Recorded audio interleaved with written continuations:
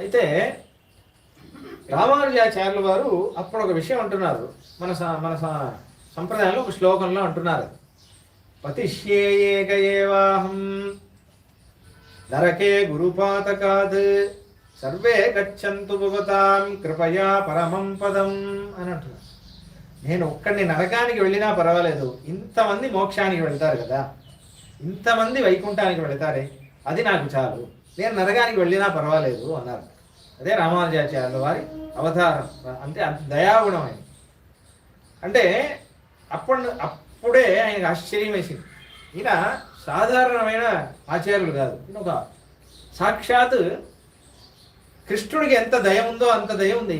అందరికీ మోక్షం రావాలి అని అందరూ ముక్తులు అవ్వాలి, అందరూ కష్టపడకూడదు, కష్టపడితే రామానుజాచార్యుల వారు చూడలేదు, అందరికీ ముక్తి రావాలి అని ఒక ఉన్నతమైన ఒక గుణం, దయాగుణం.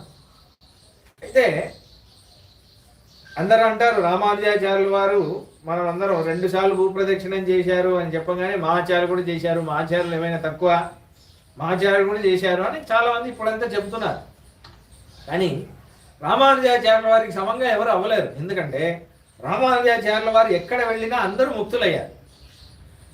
అసలు కులం మతం ఎవరిని ఏది చూడకుండా శాస్త్రోక్తంగా అందరికీ ముక్తి ఇచ్చారు.